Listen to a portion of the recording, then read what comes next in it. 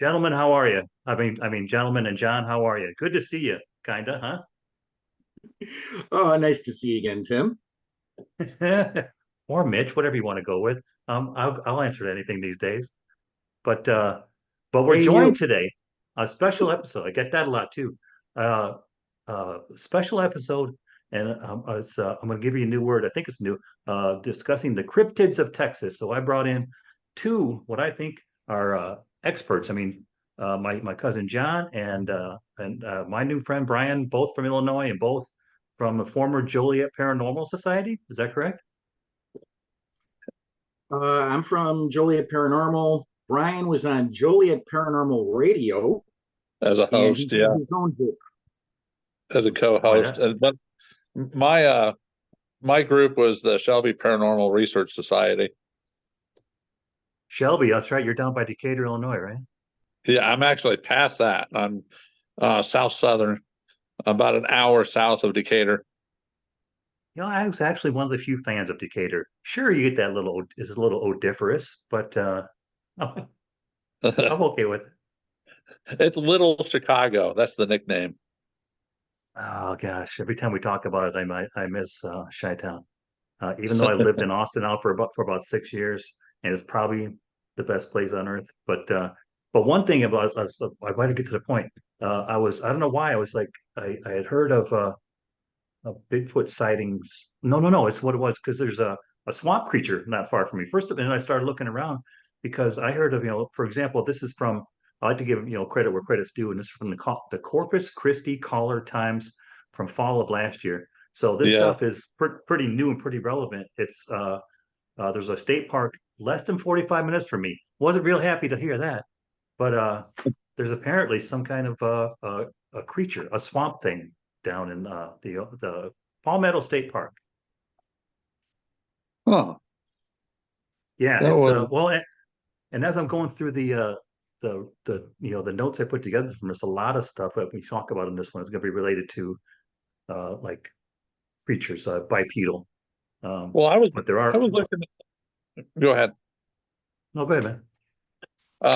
I was looking this morning. I was just brushing up on Texas, and I had noticed they had even sightings in the most southern tip of Texas.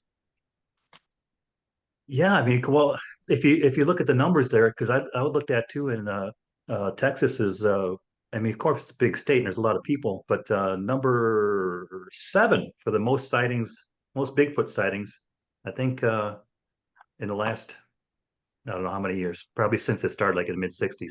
But Washington, far away, is number one. And Um, well, then you have Jefferson, which is basically the capital of the Bigfoot capital, is what they proclaimed.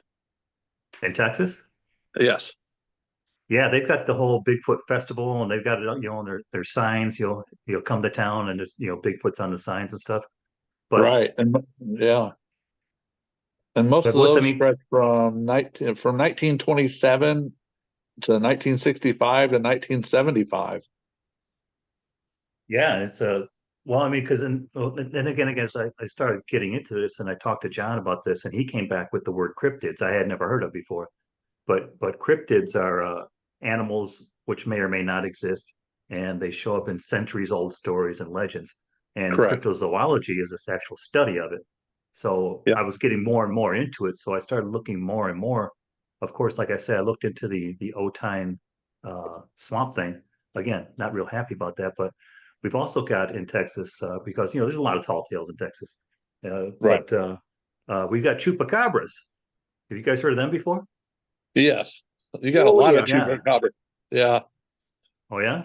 We don't get we don't get those sightings up here, but most of them are from down south where you're located at. Yeah, I think Yeah, they came up along with the word. the Mexico border is where a lot of those are sighted, and Yeah. it goes right down into South America. Yep. Yep. It's funny because when I lived in West Seattle, there was a bar called the Chupacabra. I don't know if it's a coincidence or what, but it's probably just like First of all, it's a cool word, but it's probably better than the literal meaning, which is goat sucker. That's Right. a little bit more palatable. But And the yeah, ones from because South, well, the ones from South America are like bipedal, but then you got the ones up here that they say roam on all fours. So it's kind of hard to determine what's what. Yeah, it's kind of dog-like, right? Right. It's kind of like a mangy dog, but then again, some people call them blue dogs because they have blue eyes. But they have no hair. Yeah, and again, John, no offense on both of those. You're not a mangy dog. Yes, yes, your hair is John, Yeah, just but blue eyes and no hair. well, it was Hey, recently, I guess, as 2 years ago in Amarillo, Texas, they had a chupacabra spotting. So it's not like this is ancient stuff. Right. well, you are aware that the sighting started in Puerto Rico, right? Of chupacabras? Yes. I am not. That I was not aware of. Uh, first one, I believe, was March of 1995. Huh. And believe it or not, the name Chupacabra was actually it's credited to Silverio Perez, a Spanish comedian who had a radio show in Puerto Rico at the time. He's the Really? one who Good came for up with him. the Chupacabra name, which explains the goat sucker. Huh. And it had I'm to do learning with, something now. which Yeah. it started with 8 sheep being drained of blood in Puerto Rico Now we're and getting. just took off from there. Well, speaking of maybe this is something too for you guys to learn. The Amarillo Zoo actually named it an unidentified Amarillo object, a UAO. UAO. I don't know. I don't know if we needed to go that far into it, but anyway, as I look, more and more, I find then I come across now we're getting to the more uh, Bigfoot-like creatures, like the Boggy Creek monster. Because I know, I mean, right away, you guys are probably thinking the same thing as I was. Like, yeah, movie from the '70s. I don't think I saw it. I probably did, but probably wasn't that good. But I, um, I did. It wasn't too bad, but it's a B. It's definitely a B movie. yeah, I think. Well, it reminded me of what's that one from back in the day, John? What's that one for? Oh gosh, the the lizard like thing that came on the boat, and it had oh god, I'll remember it. I'll think of it, or I'll wake up screaming it tonight. But but Bog but but Boggy Creek has been like for a century around. It's called Folk, Arkansas, which is really not that far away from the Texas border. I think they share the swamp. So it's a 7 foot tall Sasquatch type creature clomping around, they say, in the swamps and screaming through the forest like a lonesome bobcat. How creepy would that be? Well, Or fun, especially one of the two. if it's at nighttime, yeah, that's creepy. Yeah, the daytime, yeah, okay, I see what you get. Well, In the daytime, be like, "Where's my rifle?" Yeah, exactly. And the the thing nighttime, it's like, which way do I shoot? Yeah, or run. Yeah. yeah, the thing that surprised me a lot of this stuff, like looking for Texas, I did not realize you guys had as many swampy areas out there. Yeah, You that's a know, very good.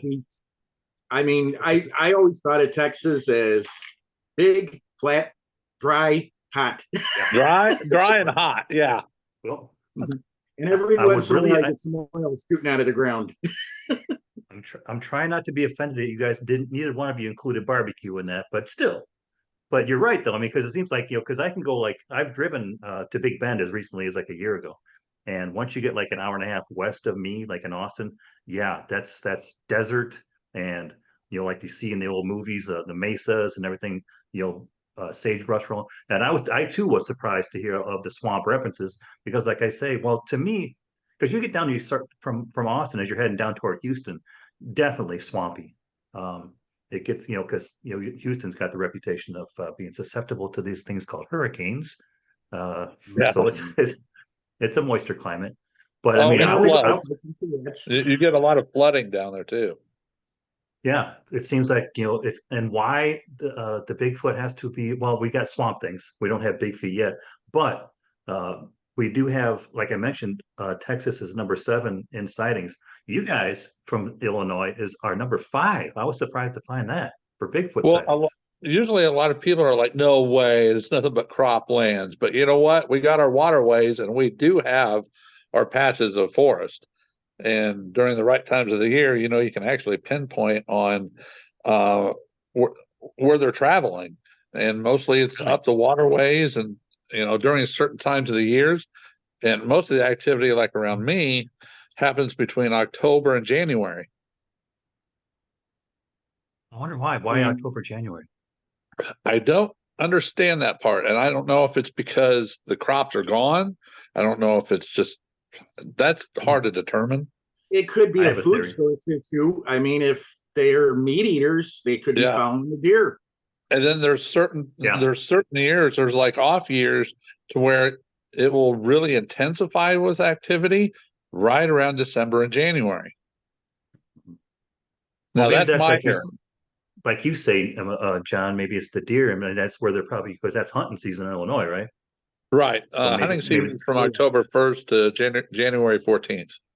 And you look at it too. I mean, there are all kinds of pathways for these Bigfoot, whatever, to be coming down. I mean, look at the city of Chicago.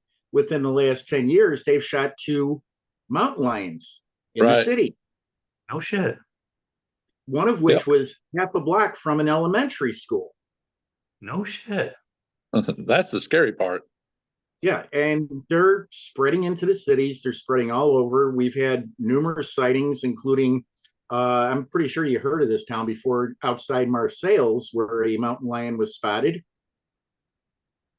by a trucker. Imagine that. Yeah, Yeah. that's north central Illinois. And And see, well, I mean, we've also had And our cougars reported down here in southern part, most southern part. Most of them are coming from Wisconsin or Missouri. I'm pretty sure of it. the And same thing when with bears. We're starting to yeah, get bear intrusion out here too. yeah. yeah, we're And getting see, wild boar around here. we've been getting wild boar for the past probably 3 to 5 years, somewhere in that area. Here in south central part with wild boar. I see Yeah, they signs of encourage them. you Yeah, to, I to mean, shoot them here. here they haven't said anything yet, but then again, it took them years to say, "Hey, yeah, we have cougars in Illinois," but they won't Well, admit it right off the bat. well, because this list that I gave is kind of misleading because it shows number one is Washington, of course, but then it goes California, Florida, Ohio, Illinois. But per capita, because the definitely far and away, the Pacific Northwest is per person, it's far and away, it's Washington, Idaho, Montana, and they're saying that the Washington numbers are directly tied to the fact that it's the home to at least 270,000 deer and 60,000 elk, which are believed to provide suitable prey for Bigfoot. So that Right. makes sense. Yeah. Yeah, And it which, also leads to the Washington, correlation, like you're saying, Oregon, yeah. with the deer movement, it could be a direct correlation. So, but Yeah, they said, quote unquote, most of the good sightings are from East Washington, where it's a combination of what we just mentioned, and also they're just miles and miles of nothing. So that's now with the cornfields down in Illinois that time of year, you got yourself Yeah. miles and miles of nothing. And see, we like where we hunt, not too far from where I live. We've hunted there for over 20 years, and we didn't start having activity until about 2014, and it's been steady ever since. Every year, Activity in what? activity meaning whoops out there in the woods, tree knocking, rock throwing in the water, and even footprints. No good.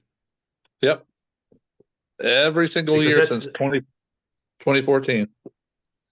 well, that's a very similar because the most recent and what I felt was most critical description of the Otine swamp thing. A lot of the same thing, tree knocking and throwing rocks. Yeah, and then And, there's also the rock clanking, like smacking them together.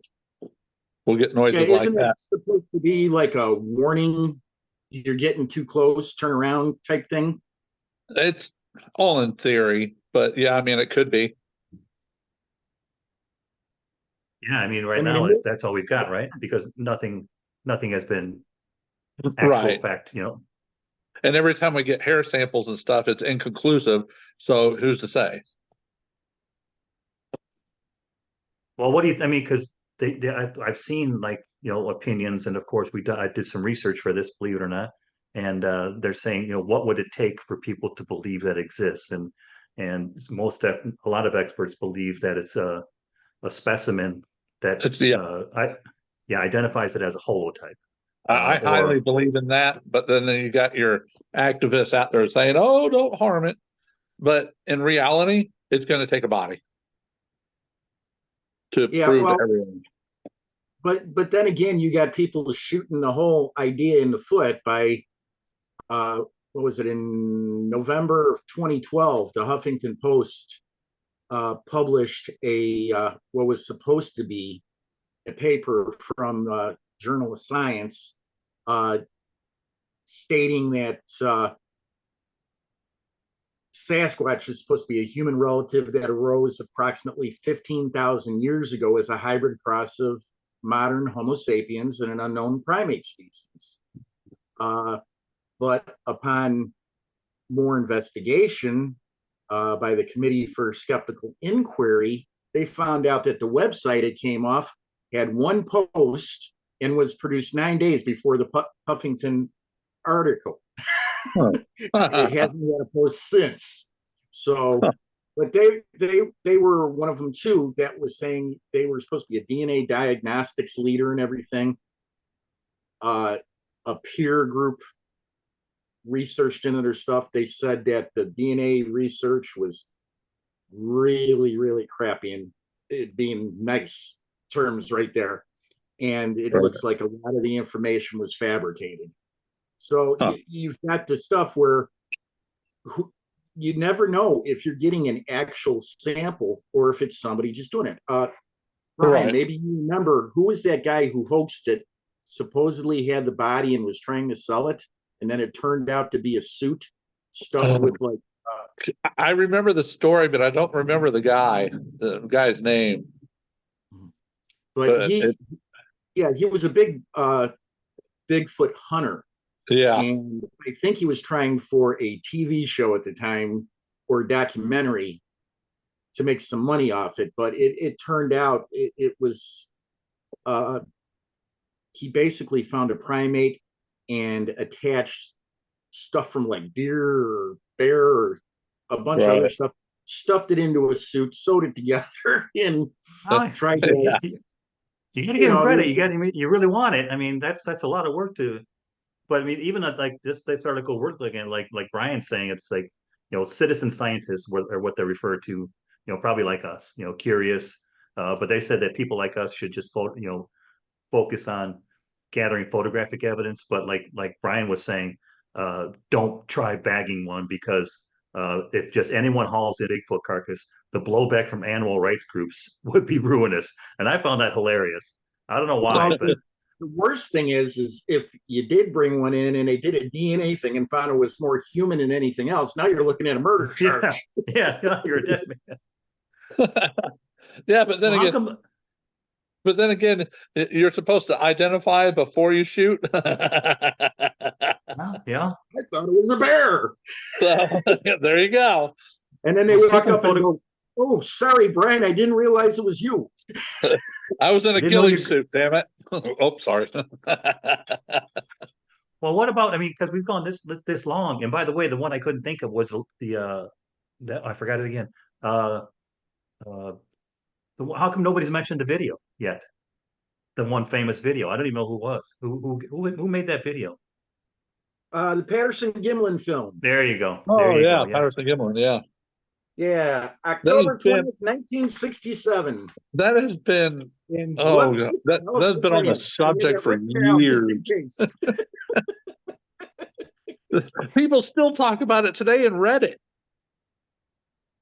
And they still can't decide if it's real or not. I Yeah, mean, and they've analyzed it more ways than right.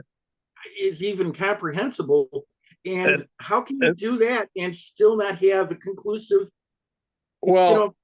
it also boils down to back then they didn't have the technology to give muscle tone in costumes, and when you really analyze it, it shows muscle tone. It really does. And one of my favorite guys that I've watched him for years now, is on YouTube, is Thinker Thunker. If you ever look him up, and he really analyzes it, has really good theories, and measures the bones in the bodies compared to humans, and they're completely different. So you may take a picture from the Patterson film versus a real human, and there's different lengths of our legs and our arms and our torsos that you can tell specifically what's a human, what's not a human. So if you ever look him up, you're going to learn a lot of things.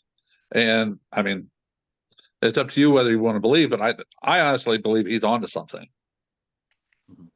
People Well, I think wouldn't that, doubt like, it, but if you found somebody, you know, look at Andre the Giant. If you put him in one of those suits and he was running around out there, you'd probably believe it, because I'm sure even without the muscle tone, he'd be adding the muscle tone to the suit just by putting it Right. on.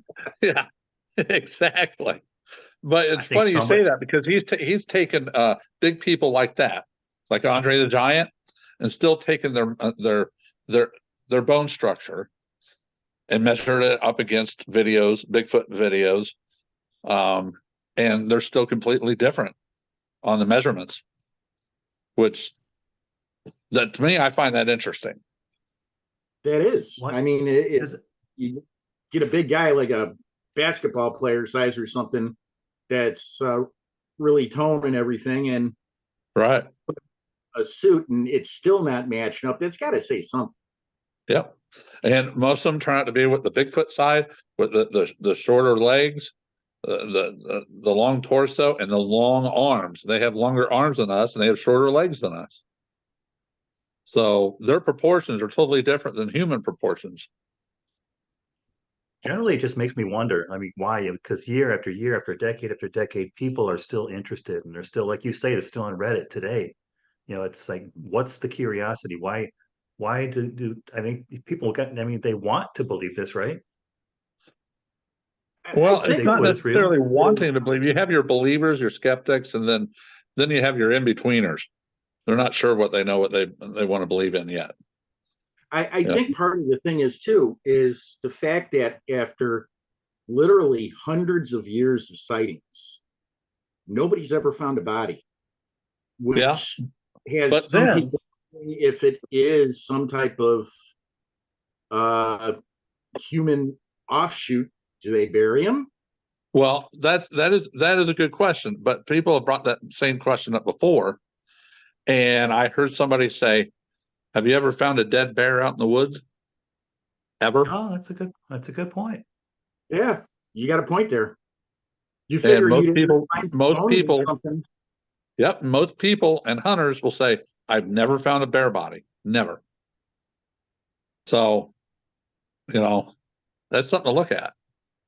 Well, I think, I mean, especially, I mean, I want to say especially, but I know now that, you know, America, it seems like, is open to the possibilities, you know, because I think even like it was last summer, I mean, with the right evidence, you know, anything with the right, like we talked about a holotype, certainly that would be the right evidence, but um, we're open to believing, like I think 2 years ago there was a hearing in Congress in the summer where a United States Air Force officer and former intelligence officer testified to the U.S. government that the U.S. government possesses non-human biologics, that's in quotes, I don't know if it's a real word, recovered from crash sites of unidentified anomalous phenomenon, formerly UFOs. So in the course of a day or a summer, many Americans right away accepted the belief that extraterrestrials exist. So I think with the right evidence, like we mentioned, certainly a holotype, Right. there would be a belief, and there'd be, at least I think Americans are very open minded to it. Look at the Tic Tac video. Yeah. Tic Tac, Yeah. The Tic Tac Yeah, video. the that's what Minty they Fresh call it. one. The Air Force, where they were tracking the UFO, that they called it the Tic Tac video because it looks like a Tic Tac. Yep. I thought I was ready to make fun of you for getting that wrong, but willing to grant you Minty Fresh breath though. There's also there's also the ones that look like a spinning top, and they tilt side to side as they're moving. We've also got in Texas anyway, we've got sightings of flying, what they would call flying humanoids. Reports of Yeah, I've large heard about that. anthropomorphic, The yeah, Thunderbirds. human-like, Well, there's thunderbirds as well, which are incredibly large birds that don't really fit to the description of known birds.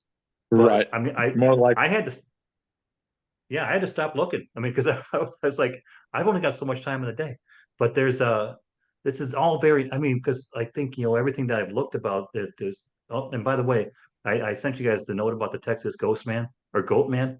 Great story. Look into it, but I don't think we have time to discuss it. And it's more of a ghost story. But but everything we talked about today is like more leaning toward, like I mentioned earlier, like a suit really big, like 7 foot seems to come in mind. Hairy, bipedal humanoid. right. So And most of the reports you'll see are between 7 and 10 foot, between 500 and 900 pounds. it's funny because I'm looking right up my deck right now, facing this way. I've got like some woods right up my deck. I know it's a city park, but it's like, I'll be a son of a. So Well, even see, because even I had a weird experience when I was hunting. Like I said, every year since 2014, we've always had some weird experiences out where we hunt. And this year, and I never thought about looking up into the trees, never until this year. oh And I was standing there in the parking lot, and I'm just surrounded by woods, thick woods. And it's pitch black. It's like 4:30 in the morning. And I'm standing there getting my gear, and I kept hearing this rustle noise behind me. And I kept turning around and saying, what in the world? Well, I've got this huge 3,500 lumens flashlight. And I'm like, oh, I'm going to turn that sucker on. So I'm scanning the bottom of the woods, see nothing. I hear the noise again. Finally, I looked up in the trees, and there's these two huge eyes staring back at me, but peeking behind the tree and then looking back out, peeking behind the tree and looking back out. And I'm like, okay, my hair's standing up on the back of my neck now. I bet that's so And this cool. went on for at least a good 15, 20 minutes. See, I mean, to me, that's cool, John. What do you think? Right about that time, I'd be getting back in the car and backing out of that lot. Yeah, yeah. Well, it got to me so much. I was like, screw this. I'm going back in the truck, and I'm going to wait for Dad to show up when it's daylight. That just reminds me of the story, like they're from Minnesota. They were saying, like, if you're out hunting and you spot a bear, just throw human feces at it. They hate that. And he's like, trust. He's like, what? Well, what? Where am I going to get that? He's like, trust me. If you see a bear, there'll be some around. You might have to dig a little, but it'll be there. Well, that's kind of like what they say about polar bears. They say uh, polar bears are so curious about things that if you're running from one, shed all your clothes and throw your clothes at them, and they'll stop and sniff their clothes while you get away. So you You don't got have to the worry nose. about So you're running naked. You're out there Yeah. running naked. Yeah. Well, look, gentlemen. I mean, it's been a fun discussion. For me, it achieved nothing. I mean, except makes me wonder more now because Mitch is wondering about this, and so I'm get some resolution. But now he's wondering more. Like, you got me looking in the woods. And actually, before I logged on today, I was trying to find an old movie that I saw, and it had to be the middle 2000s before I moved to Washington for work. I watched the dumbass Bigfoot movie. It scared the hell out of me. So I was trying to find it. But there's a more recent one in Texas. Ah, It's Another not good at movie? all. Yeah, it's called Exists, and it's the same director of the Blair Witch Project. So that might be the oh last movie Lord. Oh, you know how that like, one's gonna go. yeah, that's It's all going to be in the first person. yeah. So now I'm gonna be I'll have to. I mean, all the lights I've got in here now today for this recording probably gonna stay on all day because I'm probably watching that movie tonight. But thank you very much, gentlemen, for taking the time with Yeah. me to discuss this. It's great bringing two experts along, and if I find some more information, some more stuff that kind of ties us together with Illinois and with the Pacific Northwest, I may reach out to you guys again because it's been fun and you guys have a great knowledge base. Thank you. Thanks for having us. Yes.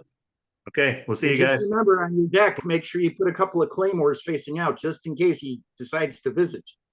Yeah. It's a good heads up, and don't think I don't have them. And make sure you check the It's up in Texas. the.